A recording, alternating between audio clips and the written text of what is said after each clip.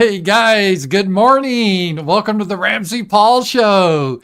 It is a cold February 20th. It's Thursday, and when I woke up today, it was 2 degrees Fahrenheit. 2 degrees Fahrenheit. And I was pissed off. I want my global warming.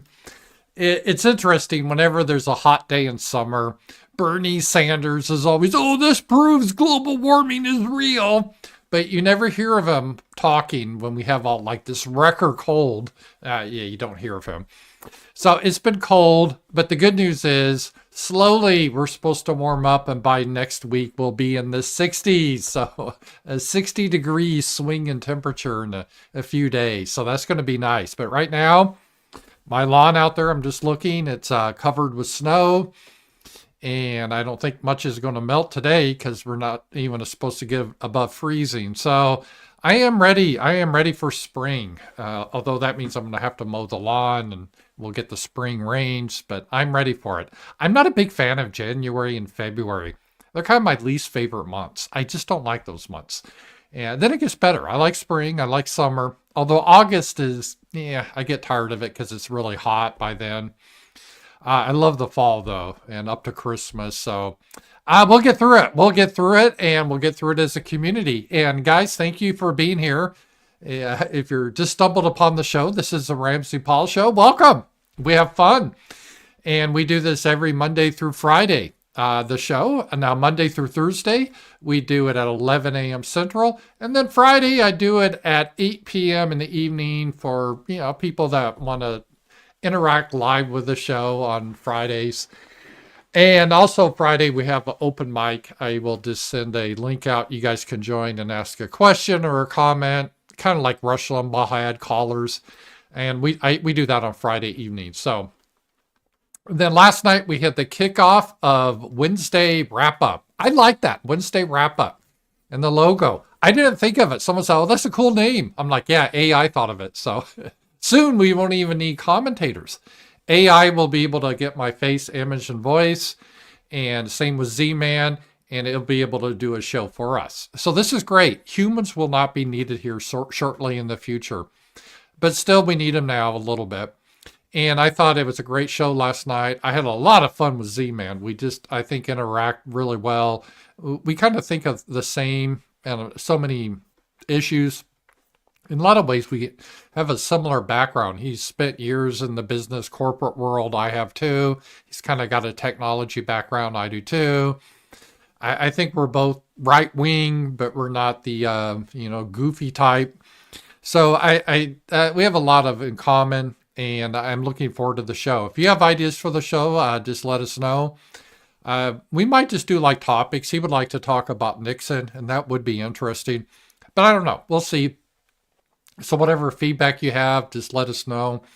But I'm excited about kicking that show off. And so we're going to be doing that every Wednesday, just for 1 hour though. Because Z-Man, he's got his real job, plus he does his podcast, plus he does the column every day. So his time's valuable. I want to thank him for joining though. And I'm looking forward to doing the show again next Wednesday. So, and then Tuesday nights, we have our roundtable, and that's just part of the Substack. And if you haven't already, sign up for the Substack. There's a lot of stuff we do. We have our roundtables on Tuesday night, and if you're a member of Substack, you can be a part of that. And that's a lot of fun. That's where we just get people together and we talk about issues as a community. And also on Substack every Friday, so that'd be tomorrow, I do a special video or a column. Last week I did a video. I don't know what I'll do tomorrow. I haven't thought about it. But that's Friday to thank the members. Now, if you don't want to be an official member, you can follow Substack for free. And every Monday through Thursday, I've been doing an essay column, and you can check that out too. So I do that the first thing in the morning when I wake up. Then I do the show prep. Then I have the show. And so that's kind of starts my day every day. But it's great being with you here today. We have a lot of stuff to discuss. And again, we're streaming on YouTube, Rumble, and X. Follow me on all the platforms. And if you have questions or help support the show, I do not get USAID. I don't get that type of money. It's all user, viewer supported video. I'm not like Laura Chen that got millions of dollars from the Russians. I don't get that. I count on you guys. And you can submit questions in YouTube via Super Chats. Rumble has rants. Right here, Powerchats. You can send anytime, day or night, and I'll answer that.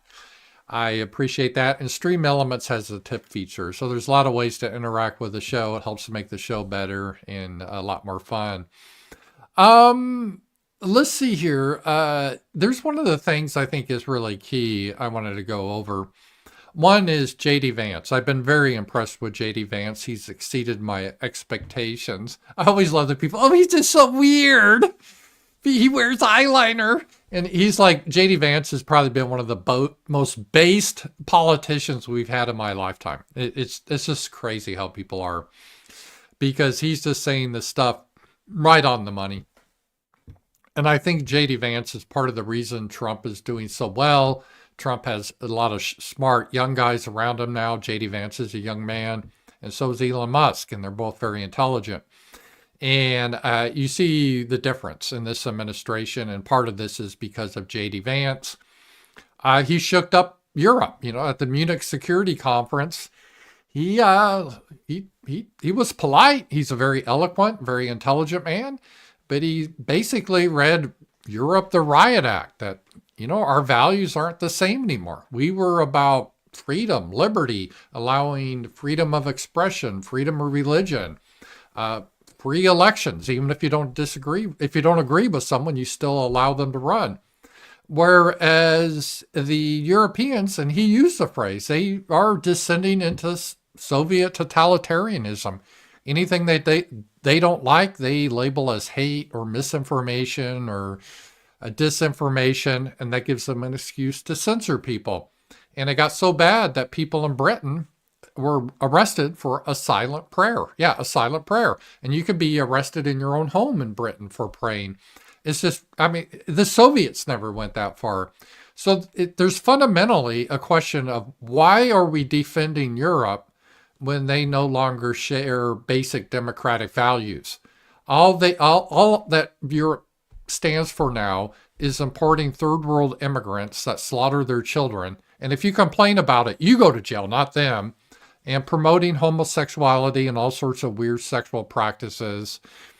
And just no democracy, just tyranny. They have all the hoaxes like the climate change hoax, deindustrializing their continent. They've become very pathetic. And J.D. Vance, he was polite, but what do we share with you guys anymore? You don't share you're not the good guys anymore. You guys are the bad guys. And even Russia has problems. I'm not saying they're the bastion of democracy and freedom, but I think they don't hate their own people like most European governments do.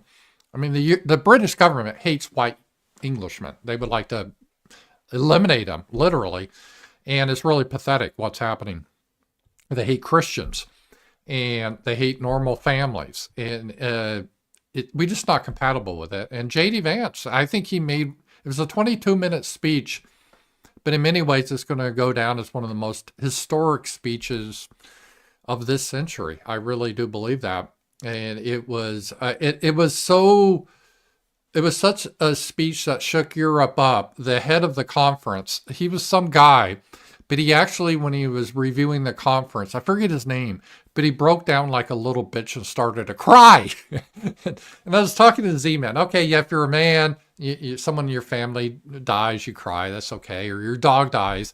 But you don't weep like a little bitch because J.D. Vance hurt your feelings saying that you need to offer more freedom in Europe. And the guy just, and he just started to cry. That just symbolized where Europe is now. They are pathetic. And as I said yesterday, it's not like J.D. Vance hates Europe. He would like to see them reform and make Europe great again. Mega. That's what they need to do. But they're in a bad state right now, and they're getting a little bit of tough love. And J.D. Vance is one of those people that can give the tough love. He's a very intelligent man, went to Yale. He's writes really well. I could tell he doesn't have someone write for him. Same with Trump. Trump writes too. Trump is a little more scattered, but JD Vance, he's like a knife. He just digs it into these people. And this is interesting. JD Vance posted something on X, what is pretty amazing. But I already got a super chat. Paul, yesterday your show with Z-Man was wonderful. Have you considered it making it into a podcast and having guests? I don't know. Maybe.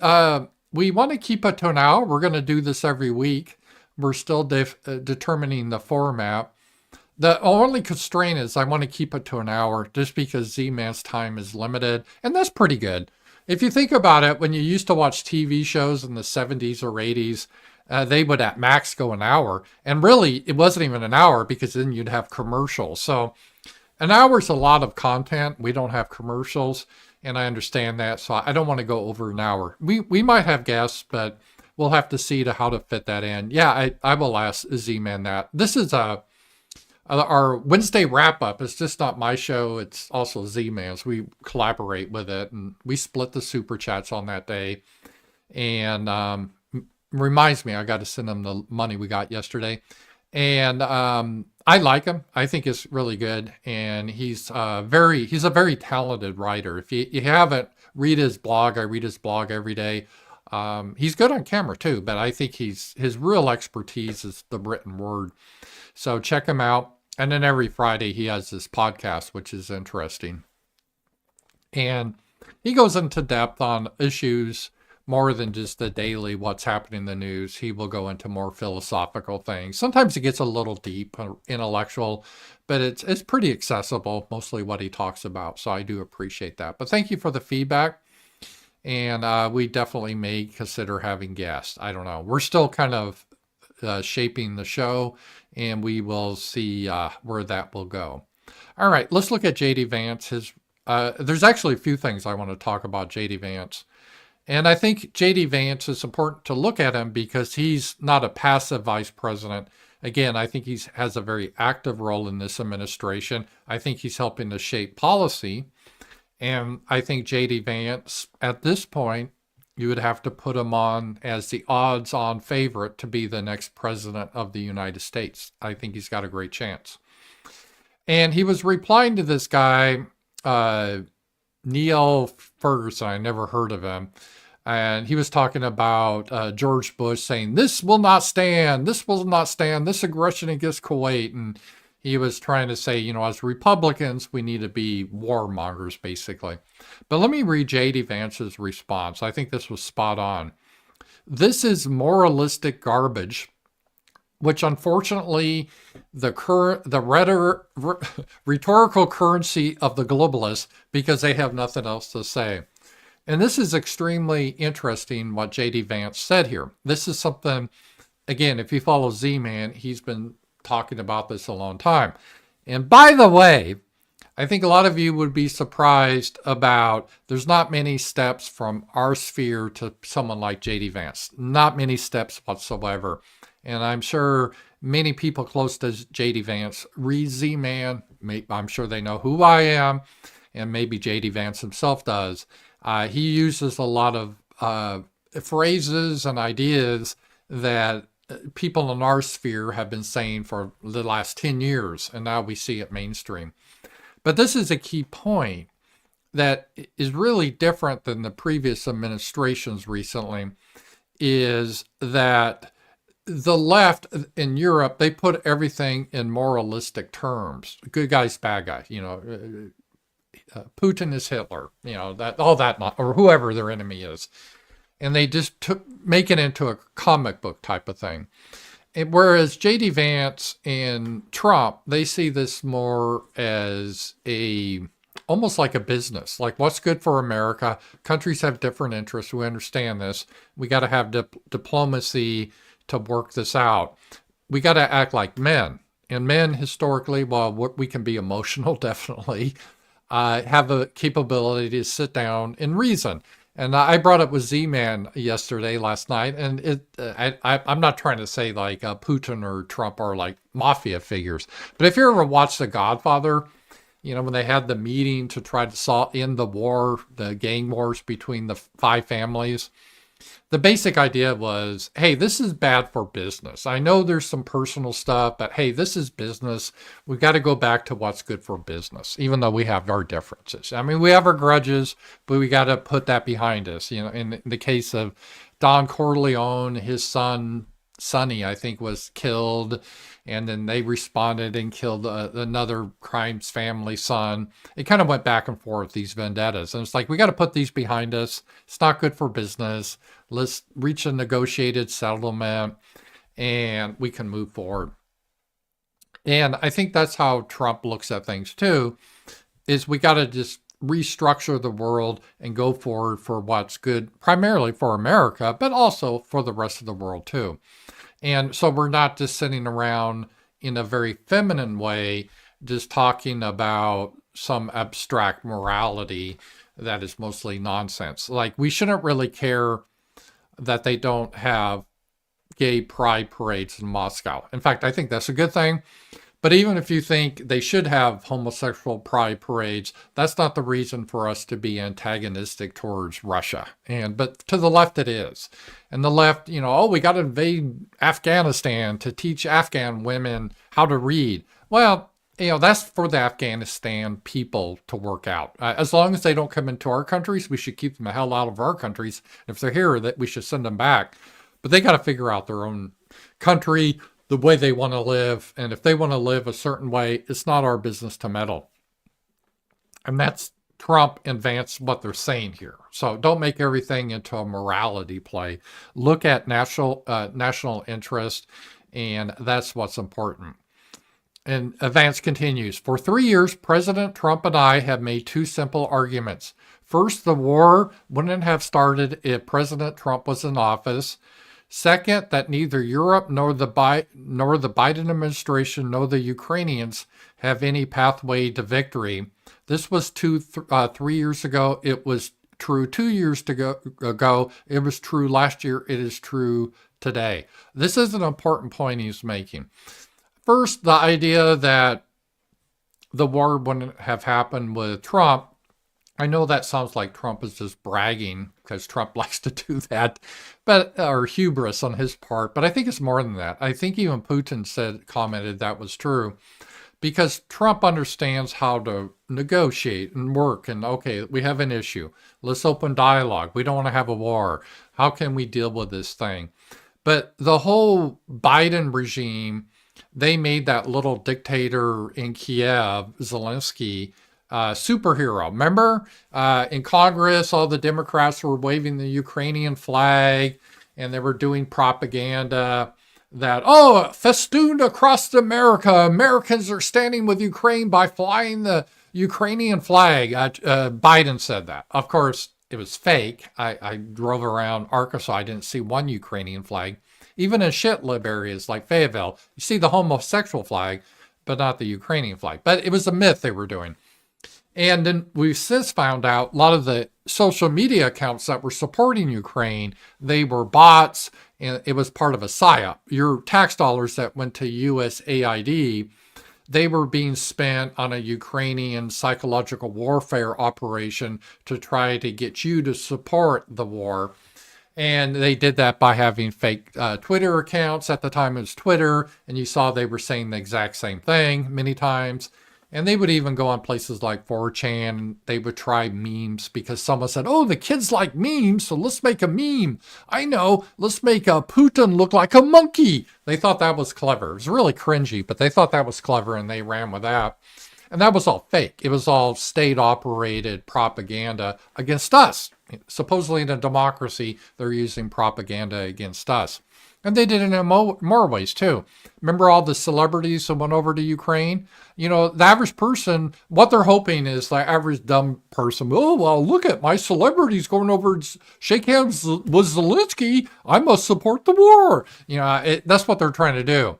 But the celebrities didn't go over there on their own goodwill. They were being paid millions of dollars, again, from your tax dollars, to go over there to shake that little dictator's hand. So it was a huge, huge psyop that was going on. And It was all a morality play. We're good guys, you're bad guys, all that type of thing. Totally ignoring. They just remember Kamala Harris, who has a low IQ, trying to explain the Ukrainian war in a black radio audience. Obviously, she has to dumb it down, but she literally there's this country called Ukraine, and they're smaller, and they live next to a big country called Russia. And Russia, they're like a bully. They just went in for no reason at all and attacked the Ukrainians. We got to stand up to the bully. It was just a mentally deficient argument that it would be offensive when I was 12 years old to hear something like that. Maybe a 5 or 6 year old, but that's where she kept it at.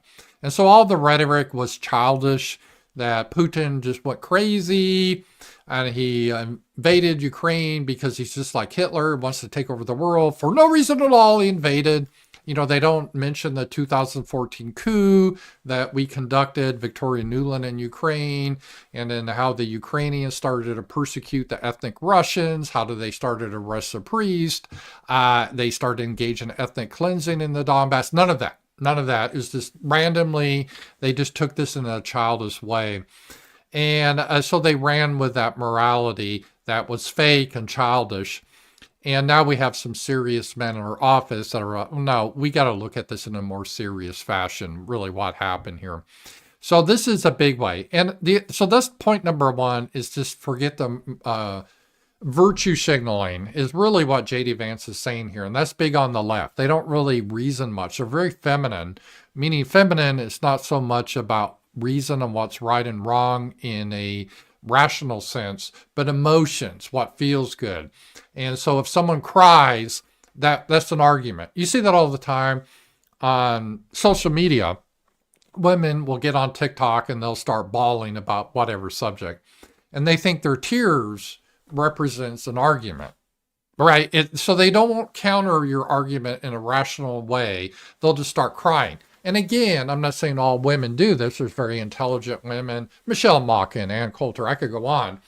But this is, it's typical. This is what you see. And they act like them blubbering and crying is an argument. It's not. Their tears don't mean anything that's stupid. But what we see, this has even affected these pussy men in Europe that now, because after J.D. Vance's 22-minute speech, he broke down like a pussy and was crying about the guy's speech. I mean, that's embarrassing. It's embarrassing. But come on, Europe, don't you have any dignity, you men there? But obviously not. So this is a change from that emotional-based way to determine things to being more rational. And that's the way the Trump administration is going.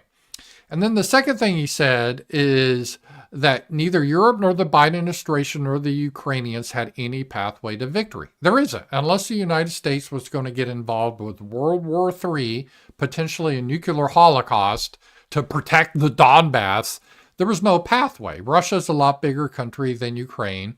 And no matter how many weapons you give to Ukraine, which mostly came from the United States, Europe doesn't have much, to be honest. They've deindustrialized. But all of what they did have, that's why Europe doesn't really have an army anymore. All the weapons they gave to the Ukrainians pissed them away. The Russians destroyed them. And it's over. We don't have any way. Even if we funded this, there's no way the Ukrainians are going to win because they're running out of men.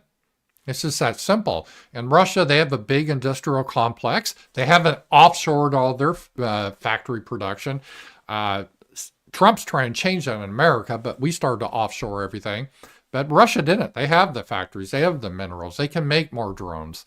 And so we've been lied to for the past couple of years, just like we were in COVID and BLM and all these bullshit stories they do. A lot of other things we've been lied to in history in order to try to promote a agenda that the left was doing. So we've been lied to by the psyops that Russia's losing. Remember, Putin has cancer. He's going to die at any minute. The people are going to rise up and overthrow Putin. The Russians are so backwards, they don't even have any guns. They're having a fight with shovels. Just nonsense like this. And some of their propaganda didn't even make sense. It was self-contradictory. They were saying, and I think this is still their position. It's really weird that on one hand, they're saying Russia, they're a really weak nation. They're just incompetent. They don't even have proper weapons for their soldiers. Oh, they're about to topple. Oh, the soldiers are being massacred. Oh, they're just so weak. And then they're like, we got to stand up to Russia. Otherwise, they're going to conquer all of Europe. I mean, it's like, what? Well, which is it? You're saying on one hand, they're extremely weak and incompetent, and they're just a gas station with nukes. What a bunch of joke. All their generals are idiots. They don't have any tactics. They don't care about their people, soldiers dying. They just do mass wave attacks. They're stupid. And then the other hand, oh my God, they're a huge threat. They're going to take over the world. Well, it's a contradiction there, but these people, they don't care about contradictions. And if you ask them about a contradiction, they will try to censor you or throw you in jail in Europe. And if they don't have the power to do that, like they don't with JD Vance, then they just get on the podium and start to bawl like a little bitch. And like that man bawling like a little bitch is supposed to be an argument. And I'm like, that's embarrassing. Whoever that guy is, he needs to get out. I mean, that's just embarrassing. And, I mean, the Japanese, they would have committed suicide after doing something like that. They'd have some honor. This guy won't. He'll go get funded somewhere. But this is where we are right now. And there was no path to victory because we don't have the men in Ukraine, and men fight the wars, to win. And the young men, they're almost all dead now. What are you going to do? Wiped out a whole generation there. It's been horrific. It's been horrific on both sides, but Ukraine may never recover. I mean, it was basically a genocidal war that Biden pushed Ukraine into. It's horrid. People like Victoria Nuland need to be faced Nuremberg-style war trials. And I'm not joking. They really do. The blood on their hands is amazing. They wanted to see these white Slav Christians massacred, and they got that. We shall never allow that to happen again. But it did. And JD Vance and Trump are saying, there was never a pathway to victory. You were just having fantasies of your ghost of Kiev or whatever the fuck you call that city now. It was all bullshit. And we're dealing with reality. There was never a path to victory. All your propaganda that Ukraine was winning were lies. They were all lies. If you ever followed the real commentators and really what was happening in the battlefield, they were just lying straight up to the Europeans and the American public.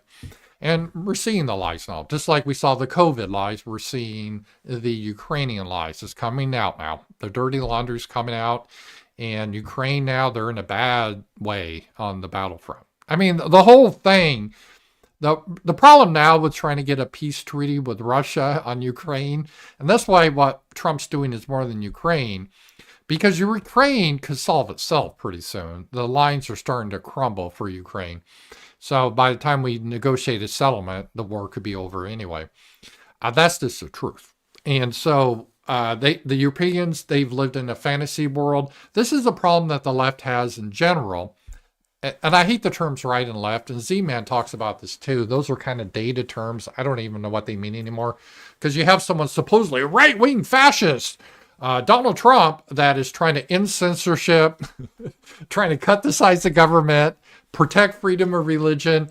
He wants to end wars, implement peace, and reduce the size of the army. Oh, that's a right-wing fascist. I mean, so I don't even know what terms mean anymore.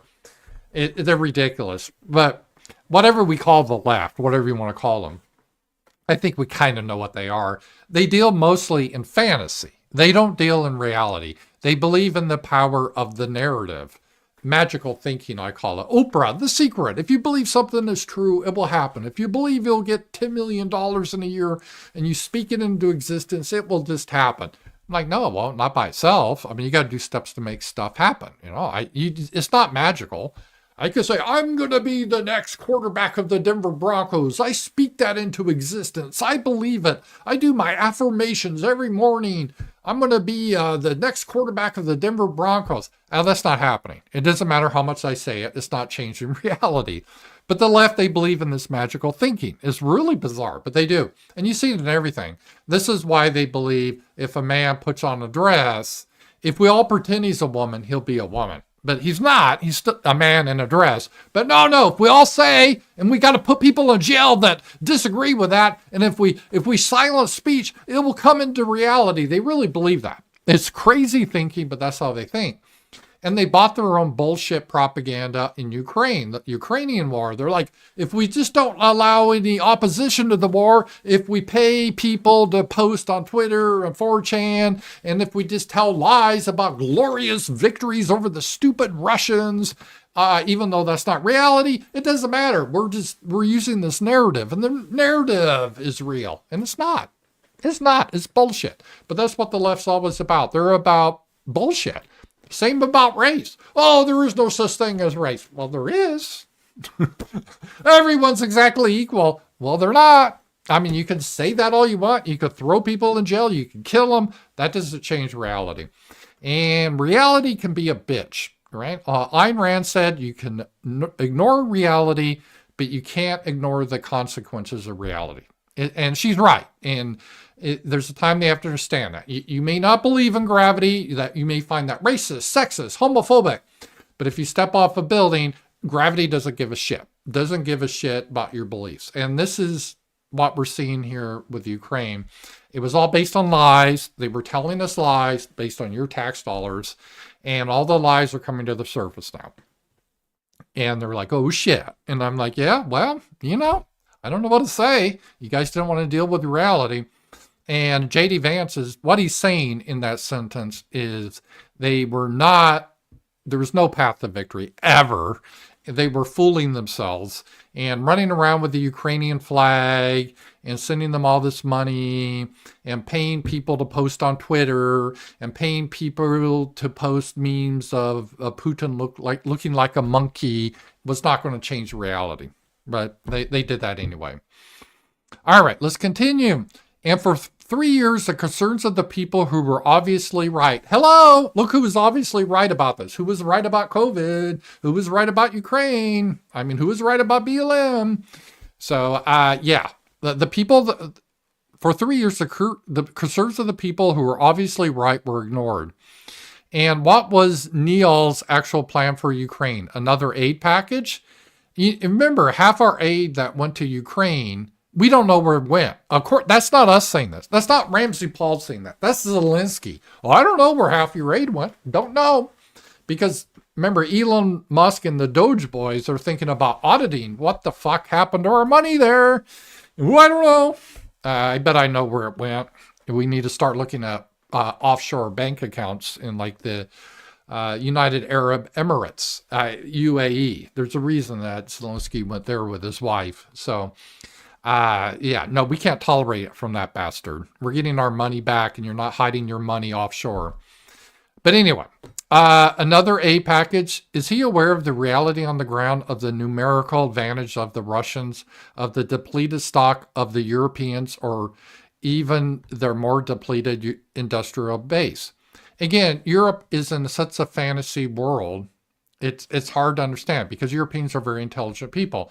But for decades, they've deindustrialized. Oh, we can't offend Mother Earth. It's getting too hot. Oh, no oil. Oh, this is horrible. We gotta be green and we get rid of all energy and all manufacturing. And it's like, okay.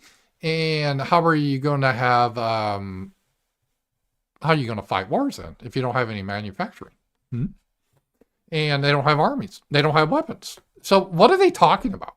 When Starmer's talk about, oh, we just need a European peacekeeping force in Ukraine. It's like, with what?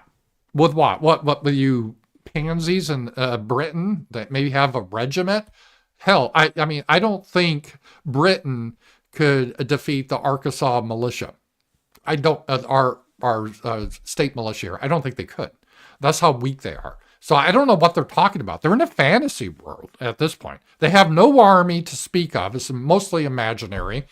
The people in the army, half of them are into some weird gender shit. They don't have any weapons because they don't make them. And what ones they had, they gave away to Ukraine. So what are they talking about? They're in a fantasy world right here. They could give money to Ukraine, but as I said, and I've said this for years, you can't take $100 bills and throw them at the Russian soldiers. I mean, that's not going to hurt them. You need bullets, you need missiles, you need drones. And if you have no capacity to make those things, what are you talking about? What's the money going for? I guess Zelensky's wife a shopping spree in New York City where she spent $1 million on jewelry. Talk about fraud there. By the way, you guys paid for that. And they deserve the Ceausescu treatment, both of those bastards. They're probably going to flee pretty quick now, but they're already planning their escape route. But fuck that. They need to go to justice. But all the money is going to go to is just to the crooks in Ukraine and their eventual retirement. At least that's the idea. Instead, he quotes a book from George W. Bush from a different historical period and a different conflict. That's another currency of these people, reliance on irrelevant history. And again, he's bringing up our points about for the left, and even the right does this to a degree, but the left, everything, every year is 1938, 39, right? And if you're trying to negotiate with anyone, oh, that's appeasement, that's Chamberlain, appeasing Hitler. It's just constant. That's all they can think of. Or the left is always 1968, and they're fighting the Civil Rights Act or something bizarre, right? And the right, what I call the right, I don't know what, it's not really the right, but like the Mike Pence cucks. It's always 1985, and we're fighting the Soviet Union. They're stuck in that mode. It's really pathetic. And J.D. Vance, maybe because he's young, but he's like, we just got to get out of that. You're just bringing up examples that are irrelevant. President Trump is dealing with reality, which means dealing with facts. And here are the facts. Okay, again, J.D. Vance is using the language I've used forever about reality. This is what we got to deal with, reality, not your feelings. And crying like a little bitch is not going to change it. And doing a little march or doing a TikTok video. Stop. Don't touch me there. This is my no-no square. Remember that video in Finland? Tina Vika helped find that. That was their way to deal with the Finnish girls being sexually abused by immigrants. Not dealing with the issue, but just doing a stupid TikTok video. This is how they think. They're just so, they got to get into reality. They got to get out of the fucking fantasy world they living in and start to deal with reality. And that's what J.D. Vance is saying. So, all right, here's the facts, not just the feel good, TikTok, let's cry on video like some bitch boy or some woman that wants sympathy. Let's deal with reality. Number one, our Western European ally security has benefited greatly from the generosity of the United States. In other words, J.D. Vance says, we've given you guys a lot of money. Those days are ending. They pursue domestic policies on migration and censorship that offend the sensibilities of most Americans, and defense policies that assume continued over-reliance. What he's saying here is you Europeans, we're giving you our money because you don't want to fund your own defense, right? Because you'd rather spend it on some gay shit. So you do that, and then you don't even have democratic values anymore. You arrest people for prayer. You cancel elections. You try to ban political parties. And we're like, well, wait a minute. What are we defending exactly, right? Because in Russia, at least, they don't arrest Christians. They don't hate the Russian people. I mean, what the hell are you doing here, Britain, Starmer? What? You're not a free country. You're like the Soviets. Why are we funding the Soviets? All right, number two. Russians have a massive numerical advantage in manpower. Oh, manpower, that's sexist. And weapons in Ukraine, and that advantage will persist regardless of further Western aid packages. Again, the aid is currently flowing. And so he's saying eventually you have to fight the war with men. And it is men, not women. I'm just being honest. Young men, too. Okay, so we're just not going to pretend anymore. We don't pretend on the show. We deal the truth. Young men fight wars. Ukraine's running out of young men. And the men in Europe are mostly these queer trans things that aren't going to fight. And Muslims aren't. Why would Muslims want to fight for Europe? So who the hell's going to fight for them? So there's no men to fight their damn wars. So I don't know what they're thinking. That's just reality. Russia has a lot of men. Number three, the United States retains substantial leverage over both parties of the conflict. Number 4, ending the conflict requires talking to people involved in starting it and maintaining it. This should be obvious. This was Trump's point, and he got pissed off because he came in the first month. Trump is already working to end the conflict in Ukraine, as he promised he would do. He's already talking to Putin. He's already had negotiations for 3 years. 3 years. The Europeans haven't done a damn thing. In fact, Zelenskyy has refused to even talk to the Russians. He made it illegal to talk to the Russians. So you can't cry like a little bitch now, Europe or Ukraine. Oh, why don't we have a seat at the negotiating table? Because you fucked around and didn't do anything for 3 years. That's why. You can have your little kiddie table in Paris, have a gay orgy or whatever you want to do there, but serious men are going to deal with the issue. You are not serious people. You had 3 years to be serious. Trump said that. You had 3 years to deal with the issue. You didn't do shit. Not even attempt to negotiate. Because of your, we don't negotiate with Hitler or some bullshit. Because you're in your fantasy world. It's always 1939. Yeah, this is a problem there. All right. So we're acting like grown-ups and actually doing negotiation. And you guys, you had 3 years, you didn't do shit. You can't cry. Well, I guess you can cry. We don't really care. In fact, I enjoy your tears. Get in front more. We Americans want to see your European bitches, leaders, get up there and bawl like bitches. We love it. We just laugh at it. So get up there and cry like a bitch. We're going to have serious men negotiate the end of the war. You guys can cry or throw your dresses over your skirts over your head or whatever. Have a fainting couch. Oh, whatever. Okay. You could be triggered. We need more laws against people speaking out. Like, yeah, to do it without our money then.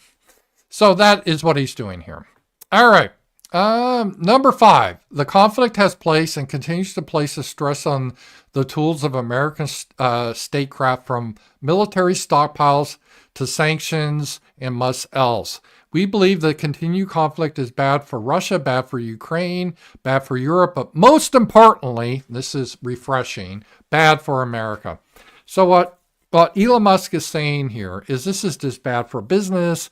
We're wasting money on this bullshit, on a hopeless cause. This Project Ukraine is like a project in business that's way over budget. It doesn't have any path to success. And at some point, if you're a good businessman, it's called the sunk cost fallacy.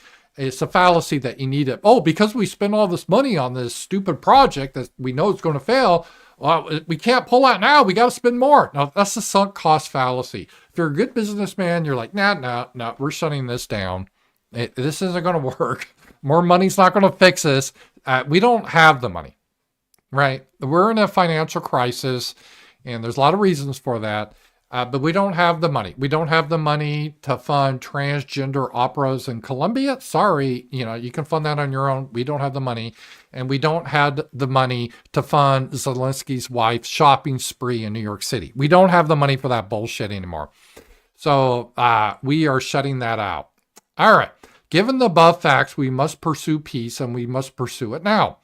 Trump ran on this, he won on this, and he is right about everything. It's lazy, ahistorical nonsense to attack appeasement, every acknowledgement that American interests must account for the realities of the conflict. And again, appeasement, they keep saying everything is appeasing Hitler. That interest, not moralisms or historical illiteracy, will guide President Trump's policy in the weeks to come. And thank God for that. Amen. Thank God for that. That was a powerful statement that J.D. Vance made, and he wrote it himself, I can tell. And that was brilliant. That was a brilliant reply. It just laid everything out about how things are going forward. And that's I was impressed with that. So good job for JD Vance. Hey, Morgoth009. About time. Chinese zodiac was a race between animals to measure time. 12 months is a 30-degree angle of the rat. After jumping off the bull before finish, thus, Each animal won its place in the 12 cycle. I did not know that. I did not know how the zodiac was done. So thank you for that. That is interesting. The Chinese zodiac. So thank you for that. I appreciate that. All right. All right. My rant on that. So that was a good thing on that. And JD Vance has been doing some more talking, and let's take a look at some videos now. But I wanted to go over his post. I think it was key. It was really brilliant. All right, now we have this here. The Biden administration did more to destroy free speech, not just in the United States, but also in Europe, than any administration in American history. I'm not even blaming the Europeans. I'm actually saying you follow the lead of Joe Biden into censorship and mass migration. Follow the lead of Donald J. Trump, and that's free speech, borders, and sovereignty. That is the future for our shared civilization. Yeah. And he has some truth with that. Part of this was America pushing this on Britain, or not just Britain, but all of Europe. Although I don't know if Europe really objected. They have a totalitarian impulse. They're happy to censor their citizens. But JD Vance is saying, hey, here's going to be the new score. You guys can decide what you want to do, but we are not going to fund your content moderation or whatever the fuck you call censorship. And we're not going to play that game anymore. What you guys need to do, like Britain, you need to close your borders. Don't allow all the Pakistanis to come in. London should be for the British people. And British people should be able to speak freely without being arrested. For example, same in France, same in Germany. That's what we're saying. And if you're arresting little old ladies for praying, you guys are the bad guys. You guys are the totalitarians. Because you guys like to think of everything in moralistic terms. Well, you're a piece of shit bad guy at that point. Okay. JD Vance also had a message for young guys. I think this was really good. So let's just take a look at this. I couldn't be happier with JD Vance, what he's doing. He's, of all the people in the Trump administration, even Elon Musk, Steve Miller, Trump himself, I think JD Vance is my favorite. My message to young men is don't allow this broken culture to send you a message that you're a bad person because you're a man. Because this is so key, and this is also racial. Don't allow them to say you're bad because you're white, and we need to eliminate whiteness, and you have white privilege, and you're benefiting from white supremacy. Understand that's a blood libel from our enemies. Anyone that says that is an enemy or deluded. Same with being a man. You don't have to apologize for being a man. Take your toxic masculinity and shove it up your ass. We're not playing by those games anymore. Because you like to tell a joke, because you like to have a beer with your friends, or because you're competitive. You tell a joke in Britain, you could go to jail. You understand that? That's what he's talking about. Well, you can tell a joke as long as the government approves of it. Our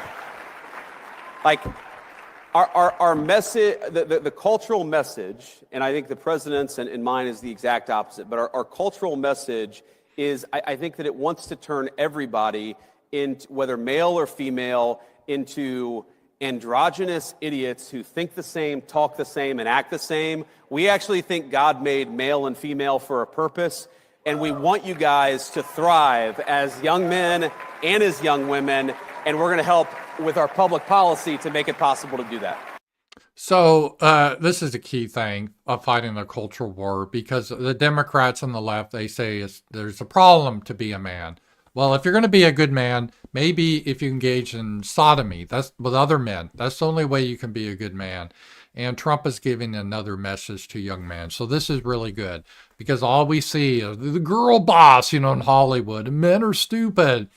And so I think this is a really good message that JD Vance gave there. And we need to give hope to young men. That's one of my passions, and I like young guys because I think they're intelligent, and they're the ones that, especially white men, that are going to give us a future. JD Vance, things are deteriorating for Zelenskyy. And Zelenskyy, I don't think is that smart, obviously. JD Vance warns Zelenskyy he will regret bad-mouthing Trump and condemns his atrocious response to peace talks. Yeah, the only reason Zelenskyy is drawing oxygen is because of our good graces. If we withdrew everything, he's going to be swinging. He will be swinging, or he'll end up like Ceausescu. And so he needs to keep his mouth shut and not badmouth President Trump. I mean, that's just basic things. And as J.D. Vance said, and I think the Russians understand, you have to understand who you're dealing with. And Trump, most people don't like being assaulted, but really, Trump really hates it. He's got an ego. He does. He's got his faults. And Trump does not like people talking shit about him. And again, most people don't. But I think it's even more with Trump. He takes it very personal. So I'm not really quite sure why Zelenskyy doesn't understand that. Putin understands it. The Russians have been very respectful and they said nice things about Trump. Even if they don't believe it, they will do that because they understand Trump. And J.D. Vance is like, what in the hell are you doing, Zelenskyy, talking shit? What are you doing? You know, we're keeping you alive. And I don't know. I don't see Zelenskyy at this point is not going to be president of Ukraine for very long. Either there'll be an election, which he'll lose. He doesn't have 57% polling. By the way, we just saw that was a fake poll put together by the USAID and the Ukrainian dictatorship. Trump is probably right. It's probably about 4%. He would lose in a landslide. So if there's an election, he's going to lose. He canceled the last election, by the way. Our democratic values, canceling elections. And Newsweek says, but he can't run. If he runs for president, he may lose. I'm like, are you guys hearing yourself? Are you guys hearing yourself? But so either there's going to be an election, he's going to get out, or he won't end up well, or he's going to flee. And if he's smart, I think he's already. That's why he went to the UAE last week to try to set up an escape route there with his bank accounts and all that bullshit. But it's going to catch up to him. His days are numbered. I know that. I would think Zelenskyy should know that. Russians know that. I mean, it's pretty obvious. If you understand some things, Zelenskyy is,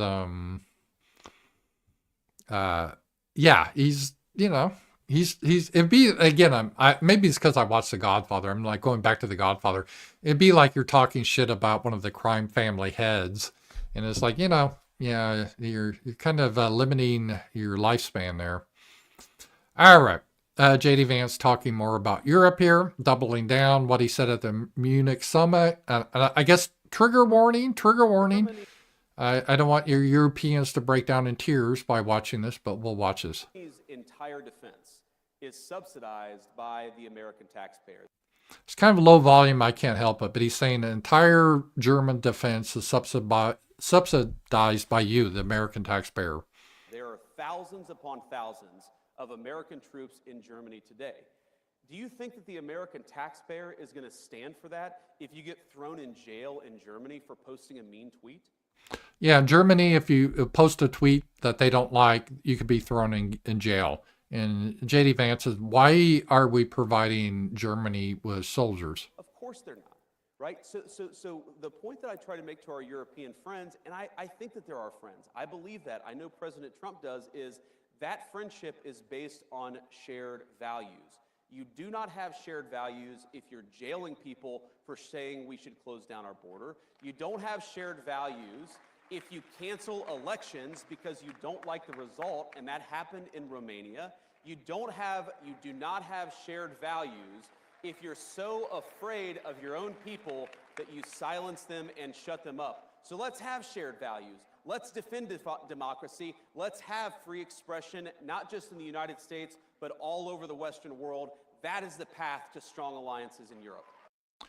This is really a good message. And this is actually, again, it's a tough love for Europeans because, like J.D. Vance, his ancestry is Scottish, you could tell, English, like mine. And that's our love, those people.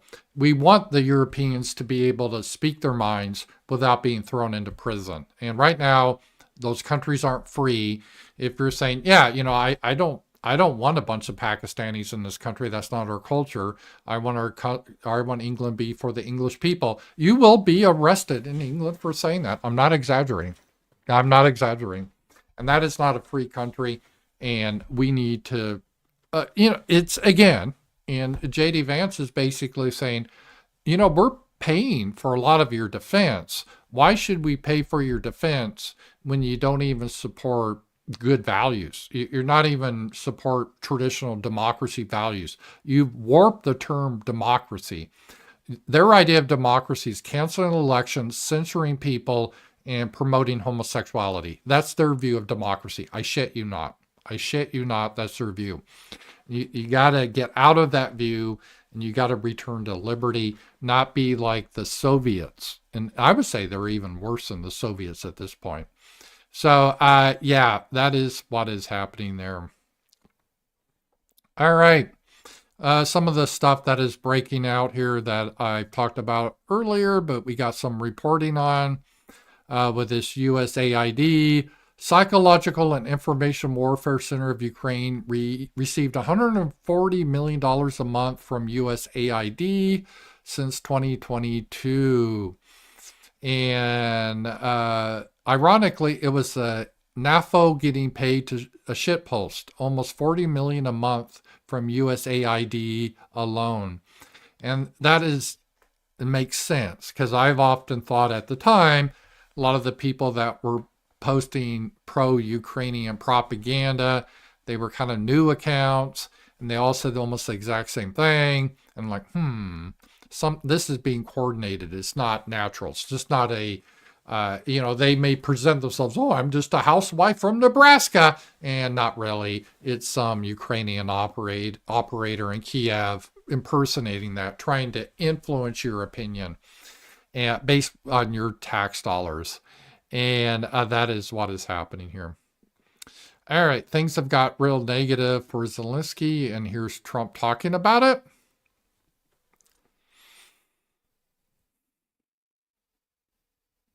He's not going to have a dictator without elections. Zelenskyy better move fast, or he's not going to have a country left. Got to move. Yeah, so Trump is calling Zelenskyy a dictator, and he is. He's canceled elections, and he arrests people for speech. And Trump's saying he better move fast. Got to move fast, because that war is going in the wrong direction. And Trump knows. He's a commander-in-chief. He gets all the intel briefings. You don't even need intel briefings if you've just been following the war. Ukraine is losing. But, Trump gets all the CIA reports, and he knows. And he's saying, Ukraine, you better get a deal while you can, because you're losing. And that's just the reality of the situation. In the meantime, we're successfully negotiating an end to the war with Russia. Something I'll admit that only Trump is going to be able to do in the Trump administration. We're going to be able to do it. I think Putin even admitted that. Biden never tried. Europe has failed to bring peace, and Zelenskyy probably wants to keep the gravy train going. I don't know what's the problem, but he hasn't been able. He's very upset that he wasn't invited. He could have come if he wanted to, but that he wasn't invited to Saudi Arabia. But he's been working for 3 years. There's never been even meetings or phone calls to stop this war.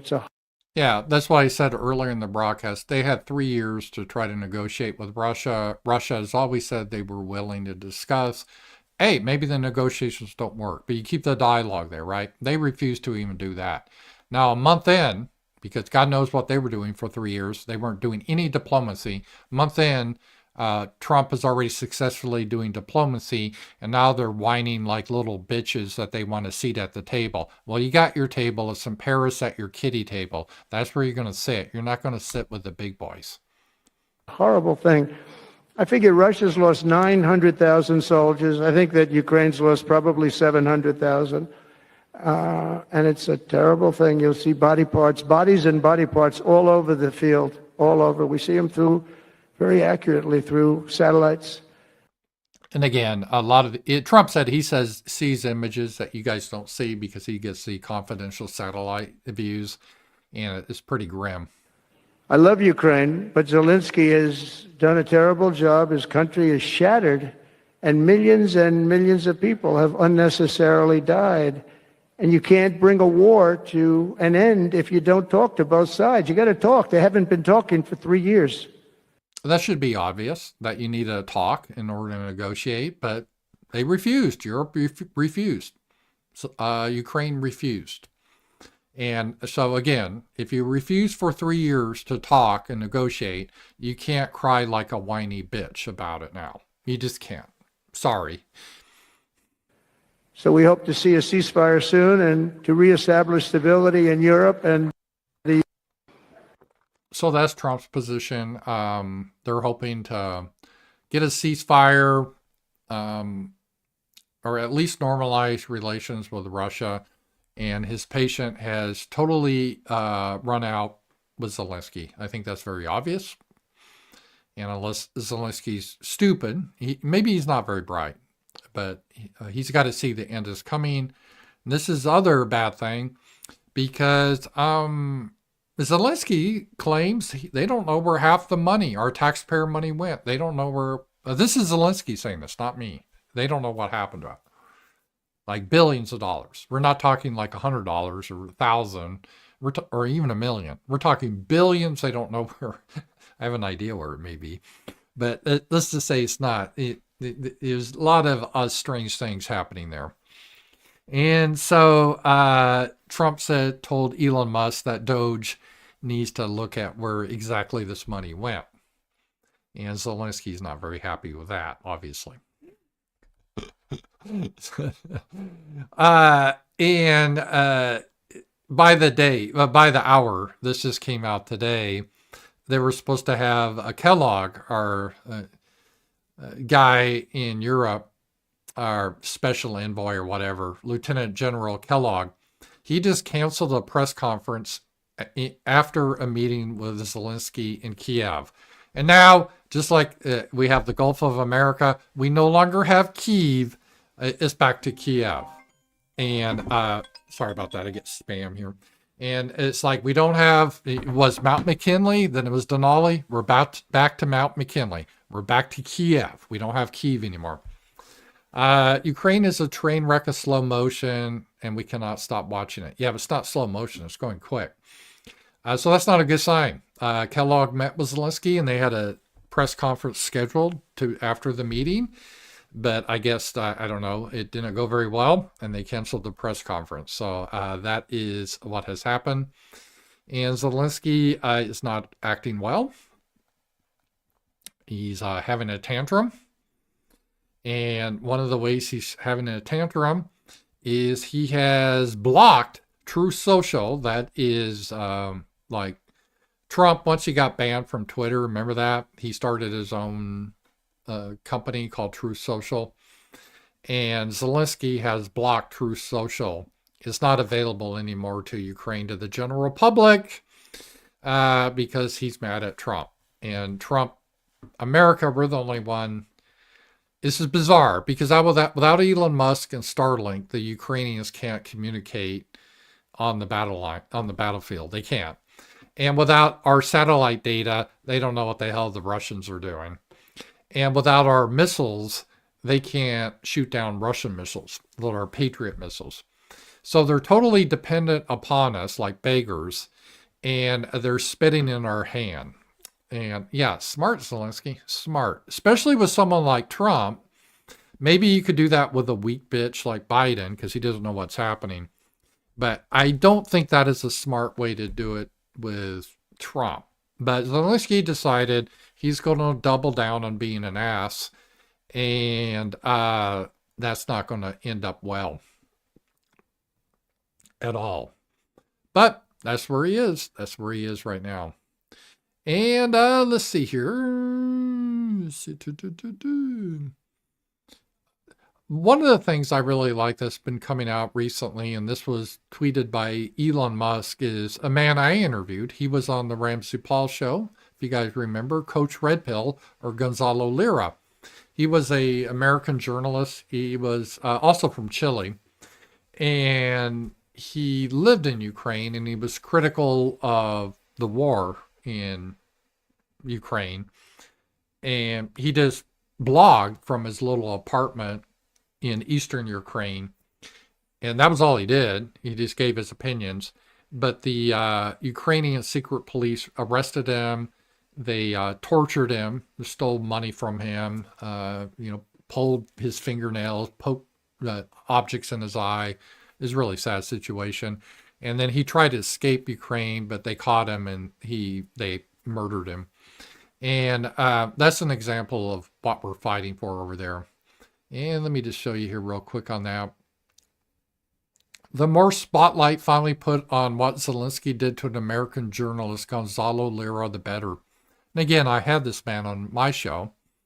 The U.S. media obsessed for weeks when a journalist died in a Russian prison, but didn't care the slightest when Ukrainians purposely killed one of their own citizens. Biden didn't care. He made no effort to release an American journalist that was imprisoned by the Ukrainians. And this was his last public statement here when he was trying to flee Ukraine. The start of the genesis of this whole situation is because I had an opinion that went against the narrative. And that's why I went to prison. And that's why, if I'm arrested again, I will die in prison. And he was right. He was arrested. He tried to cross the border into Hungary, but the Ukrainian secret police arrested him, and they later murdered him. So I ask you, please, as many people as possible, the American State Department knows exactly who I am. Yeah, Biden didn't care, and Biden and the State Department, Anthony Blinken, they were probably happy that the American was tortured and killed because they wanted to keep going and fuel the war propaganda. And the situation I'm currently involved in. And they know the fate that awaits me. They know it. I do think Biden should be on trial. I really do. I don't care if he is seen. I'll fuck him. You know, they have that saying that, I forget the wording exactly. You know, I'm a little stressed out, as you can imagine. But they have that saying that people are fundamentally good, but for evil to triumph, all you need is the indifference of good people. Please don't be indifferent to my fate. I ask you this very humbly. Please recognize that, well, the literal death that awaits me if this doesn't work out.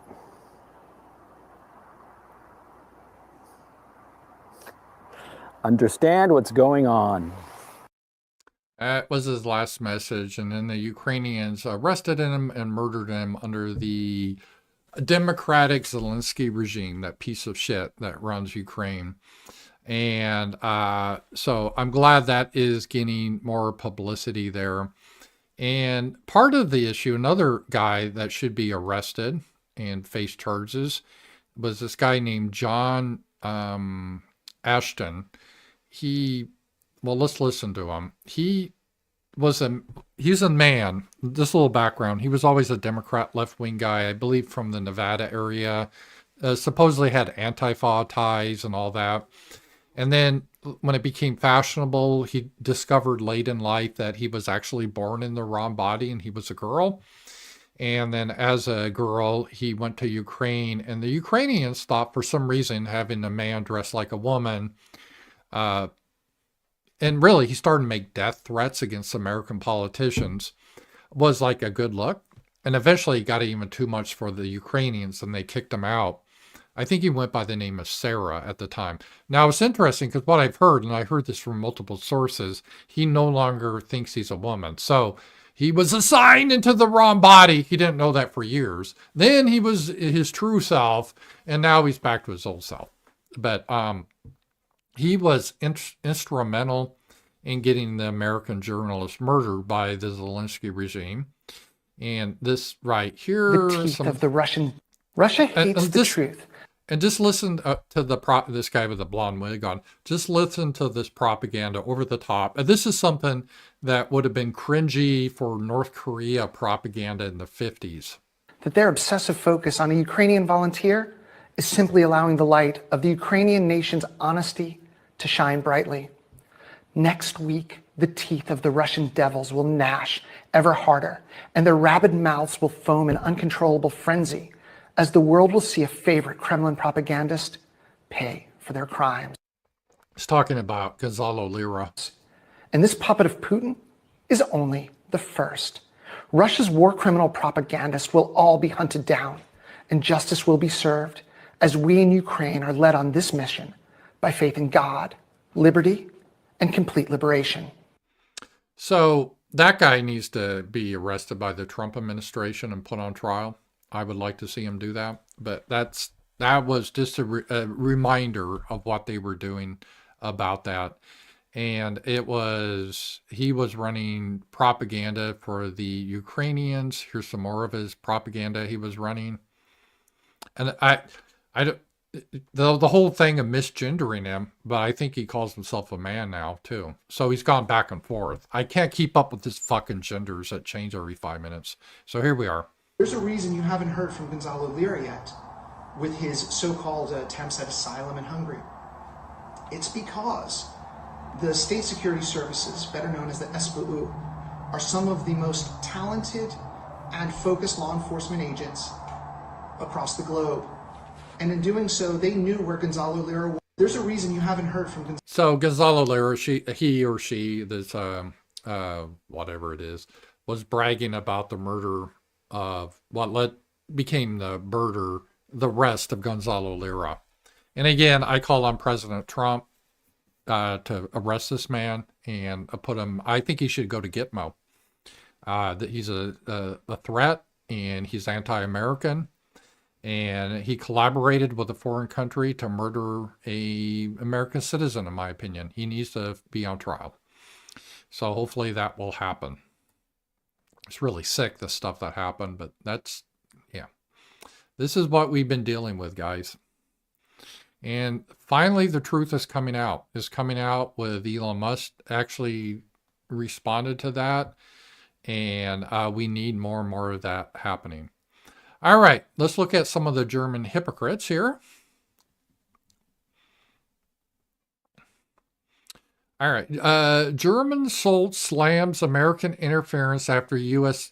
Vice President Vance's speech. So J.D. Vance was talking about, hey, Germany, if you're a democracy, you can't just ban political parties like the AfD. The AfD is a conservative party in Germany that doesn't want their country to be overrun with like Turks or Muslims, right? They want to be for the German people. And that's hate speech in Germany. And he said, we will not accept outsiders intervening in our democracy. Okay, so this is what this Schultz said. And here was Schultz back in last year. German Schultz publicly backs Biden for Trump over re-election. So it's okay for them to get involved in our elections. But we're saying, hey, don't ban political parties in your country that we're funding. And, oh, that's outrageous. Yeah, talk about that hypocrisy. This is where they are. This is where they are here. All right. I guess we play Canada tonight in hockey. I think that should be interesting. But let's just take a look at the state of the Canadian military. Let's just take a look at this.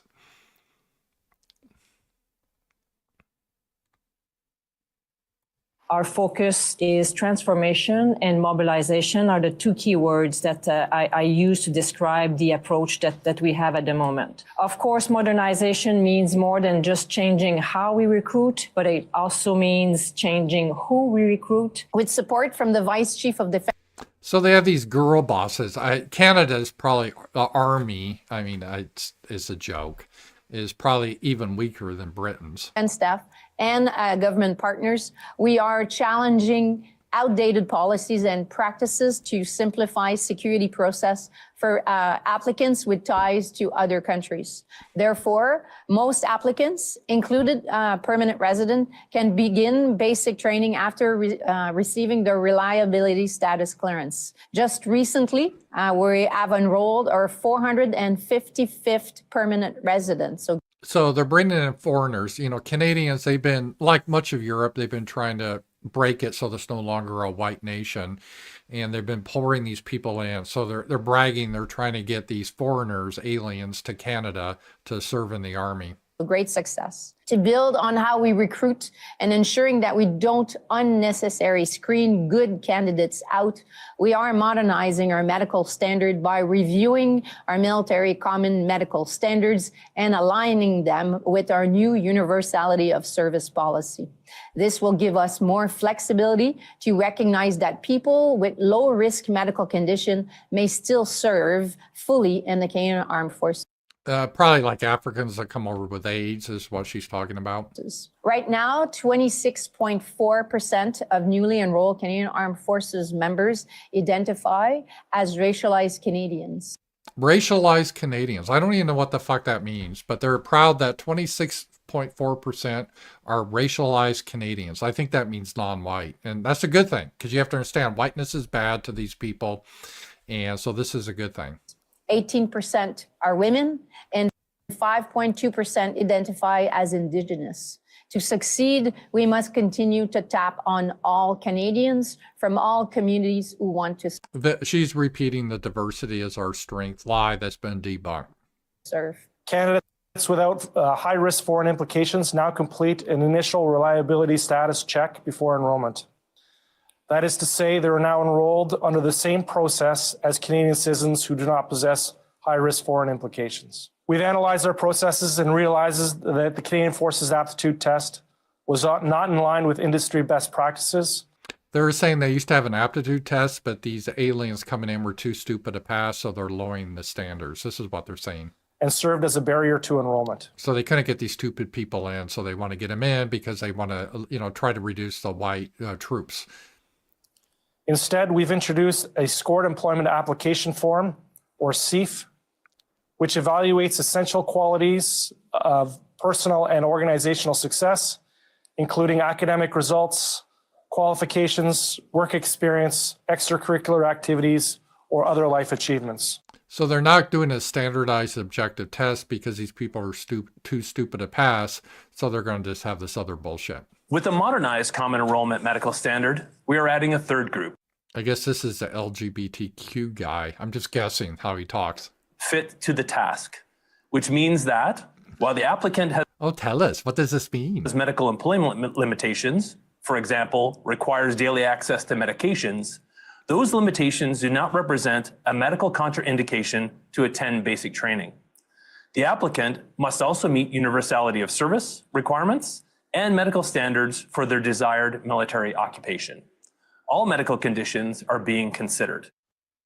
So, yeah, Canada, I mean, I wish we did have a war with Canada. That'd be hilarious. They're a joke. They're a joke. The military's a joke. They don't really have a military. Trump is right. We're providing military protection for them. Their military's more of a, I guess, like a gay social club now with women and foreigners. And it is pretty crazy. So that's Canada. That is Canada. All right. Way to go, Canada. Oh, and here's Free Britain. Here's Free Britain. Yeah, we're a democracy. We're free. She stood silently and held a sign reading, "Coercion is a crime. Here to talk only if you want." And she was arrested for this. She stood with a sign and they arrested her for standing with that sign. That's your Brit. That's your Britain.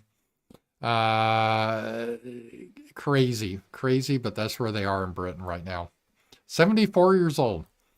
Now, if she'd been an immigrant stabbing someone, they would have been okay with that.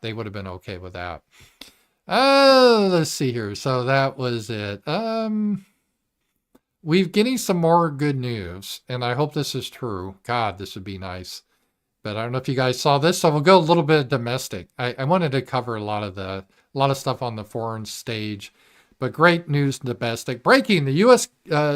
Commerce Secretary Lutnick says Trump's goal is to abolish the IRS. Woohoo! I don't think it'll happen, but I would love to see that. And this guy says it needs to happen, and it may. It may. You know, I always thought, this is never going to happen, but Trump is moving at a breakneck speed, and just imagine if you didn't have to pay federal income taxes. Yes. Love to see that organization abolished. They are getting rid of a lot of the people, and that is a good thing. And they're trying to clean up all the waste and the fraud that's happening. And they had a sit down with Sean Hannity. I'm not a big fan of him. I don't think he's a great interviewer, but they did with Elon Musk. And solve the deficit. I really want to. Let's listen to Elon and Trump talk about this. I really want to emphasize to people that this is a very important point. If we don't solve the deficit, there won't be money for medical care. There won't be money for Social Security.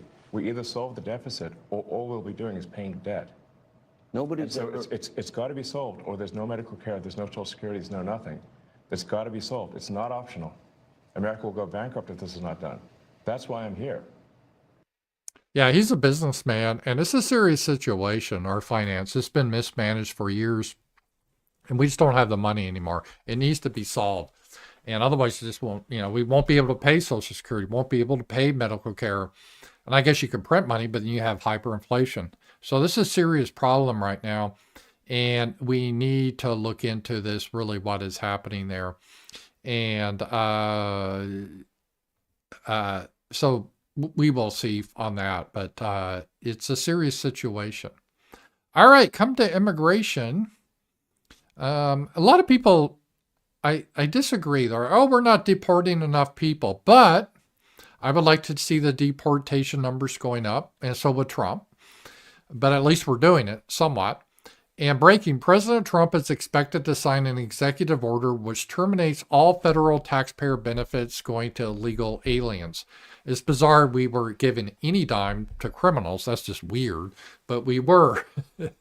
I'm just trying to see if I went illegally into Hungary and I was expecting the Hungarian taxpayers to pay for my lodging and food and clothes. Really weird, but I guess that's what we were doing.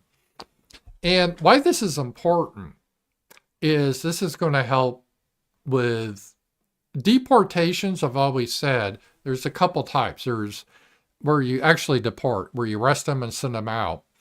But the bigger amount, that needs to be done. But the most people will self-deport. And you can get people to self-deport because they're not here because they love freedom or any of that bullshit. They're here because their homelands suck and their people can't create a good society. And they get free shit here and they get employment opportunities. But if you make it so they can't get jobs here because it's illegal to hire an illegal, and you make it there's no fucking welfare for them, so they're not going to get any welfare if they come here, then they're going to, adios, they're going to go back to their homelands where it's warmer. It's pretty damn cold today. They'd be happier down in warm Mexico or Panama or wherever. And we're seeing that. So this actually is a big thing to help with deportations. So by Trump signing this executive order, the money's going to dry up and it's going to cause a lot of these people to get the hell out. The same way with deportations. Once you start deporting people, you get a lot more. For every person you deport, I bet there's 10 that self-deport. Because if you think about it logically, if you see people starting to be deported, if they deport you, they just arrest you. You can't go back to your apartment, get your shit or anything like that. They just send you back to the homeland with the clothes on your back. And they don't want that because a lot of them have accumulated a lot of shit. So it is rational, like, I don't want to get arrested and be sent back. I better pack up my stuff so I can pack up my stuff and get the hell out of here. So we're going to see a lot of that. And then the word's going to spread like, well, there's no reason to try to get into the United States illegally because number one, it's difficult now because the border guard is serious. They're arresting you. They're not like Biden just letting you in.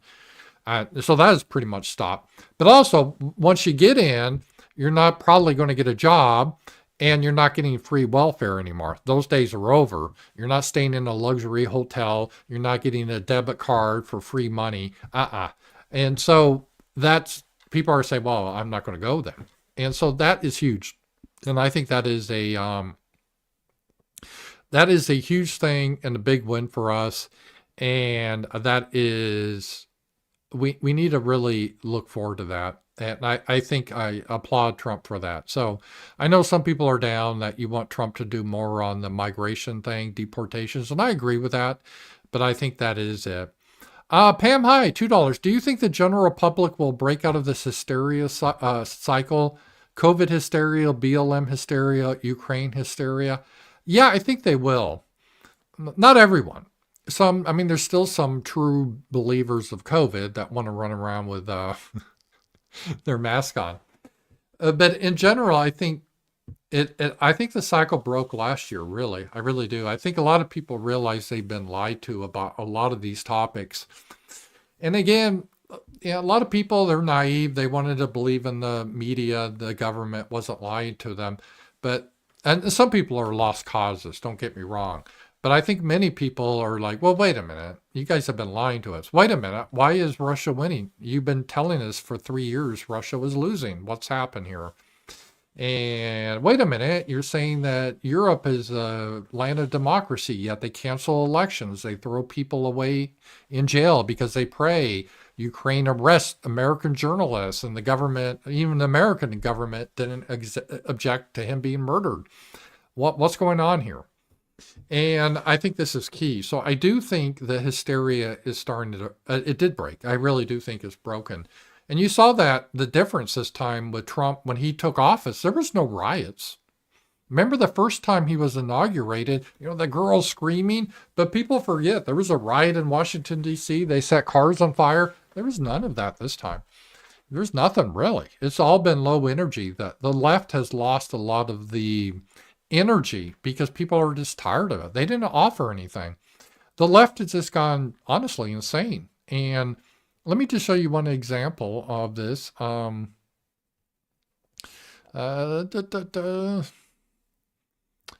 we go. It's just this. And this sounds like parody, but it's really weird. This is true. And this is how these Democrats think. This is how disconnected they are. Representative Jan whatever said that there might be less women in manufacturing because the name sounds like a guy. And this is Chink, and he's a leftist. So, see, they're having problems, the Democrats and the woke, with the term manufacturing, because get it, man? It should be like woman-facturing. And he even understands, and he's a leftist, that this is just fucking insane. And this is what the Democrats are focusing on. They're focusing on male predators that put on a dress and try to molest girls in the locker room. Because, he identifies as a woman, so he must be. And, we can't use the term manufacturing. That's sexist. It should be woman-facturing. It's just insane. It's insane. It's like a parody. It's like a joke, but it's real. And they've really lost the plot. And they've been captured by their leftist extremists. And it is a huge problem. So, yeah, Pam Hyde, I do think that the cycle is going to break. I think it's already broken. Obviously, there's some holdouts still, but I don't detect the energy there anymore. Most people are supporting what Trump's doing. They're tired of the war. They're tired of perverted men pretending to be a girl so they can expose themselves. They're tired of this idea that, men can have children. No, they can't. They can't have babies. All this nonsense. It's all going away. And I think this is a good thing. So there's a lot of white pills here. There is a lot of white pills. And is it perfect? No, but it's been 4 months. Today is February 20th, so it's been 1 month exactly. 1 month, a full 4 weeks, 1 month.